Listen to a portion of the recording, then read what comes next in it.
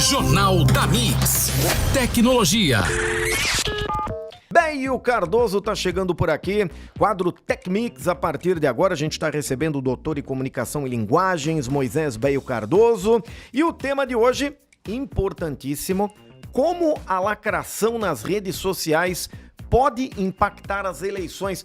A gente já viu isso nessas lacrações aí, né, Beio? Tá acontecendo direto. Bom dia, Beio. Bom dia. Bom dia, Belmiro. Bom dia, Gi. Bom dia a todos os ouvintes da rádio. Então, a gente acompanha nos últimos anos esse fenômeno, né, da lacração nas redes sociais.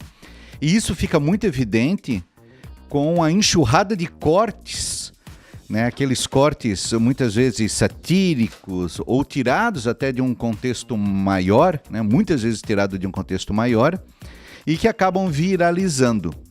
E a gente nota que a própria postura, né, de quem está participando de um pleito político muitas vezes já vai nesse sentido. No decorrer dos mandatos, os próprios políticos, né, durante o seu tempo de tribuna, já fazem os seus discursos pensando nesses cortes. Então, a gente nota que tem uma mudança de postura, uma mudança no formato de que a coisa deveria se desenrolar. Isso é positivo? Isso é negativo? O importante é a gente entender que é assim, né? Então, se é assim, essas são as regras do jogo. Mas a gente também tem que entender que os assuntos complexos muitas vezes não podem ser resolvidos com questões simples. Sabe quando a resposta é muito simples para uma coisa complexa? Uhum. Quando isso acontece, provavelmente tem algum furo nisso daí, porque nada pode ser tão simples assim. Se fosse simples, todo mundo resolvia. Sim. Então, nesse momento da digitalização, a gente vê essa mudança. Inclusive, as campanhas eleitorais, né, que começaram semana passada, eu senti uma diminuição daquela campanha de rua, e em contrapartida eu senti um movimento muito maior nas redes sociais. Seja por custo ou tudo mais, mas a gente vê as campanhas caminhando muito mais pelo digital do que aquela presença física nas ruas. Tá certo que a gente tem uma série de limitações, né? Antes se podia fazer a publicidade até em poste, né? E podia fazer como é o showmício, podia fazer tanta coisa, né? Tanta coisa que podia ser feita, e isso foi equalizando com o passar do tempo para fazer com que o jogo fique mais justo para todos. E essa digitalização das estratégias tem duas informações aqui que ajudam a gente a entender o porquê disso. A primeira é um dado que eu trago lá do IBGE, né, da PNAD contínua, falando que 87,2% da população está conectada e acessa a internet. Então a gente tem uma grande quantidade de pessoas ali aptas dentro do ambiente digital. E o segundo dado é do Tribunal Superior Eleitoral, dizendo que na campanha de 2022, né, nas últimas eleições, a gente teve o gasto de 376 milhões dos candidatos com impulsionamento de conteúdos digitais. Ou seja, o foco da campanha está muito para o impulsionamento e fazer com que uma proposta e uma ideia tenha uma reverberação muito maior. Então, como a gente sabe que os cortes são a bola da vez, eu acho que o nosso olho tem que ficar atento para muitas coisas. E tem muita gente que tem orgulho de bater no peito e dizer, eu não gosto de política, né? E infelizmente, se você faz isso, sinto lhe informar que você será governado pelas pessoas que gostam da política. Eu penso que no meio digital, a gente tem muita gente que é emocionada. Então, nessa época, a gente tem os nossos amigos ali que, né, dá até um desconforto, às vezes até vergonha ali de ficar acompanhando a bobajada que o cara fica compartilhando. Sim. Mas dá pra gente silenciar essas pessoas. Por outro lado, é muito interessante que a gente dê a oportunidade de ouvir os candidatos, independente do seu partido. Isso tem que ficar muito claro. Se eu conseguir dar a oportunidade desses candidatos apresentarem suas propostas, fica muito mais fácil de entender o planejamento para minha cidade, para aquilo que eu quero que aconteça na minha região. E muitas vezes até para questionar a pessoa que eu tenho uma simpatia um pouco maior, ouvindo o lado contrário.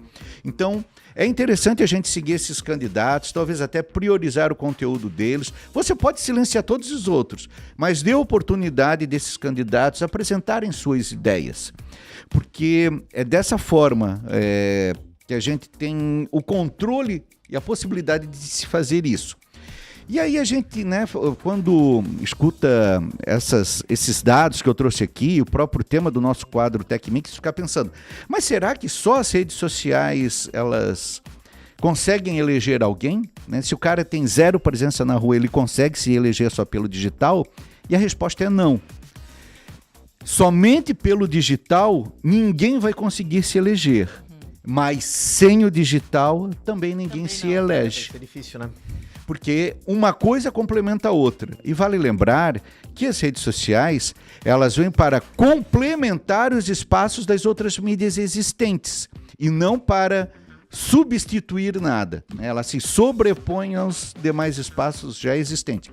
Toda comunicação tradicional, ela é necessária para fazer com que uma palavra se espalhe, uma proposta se espalhe.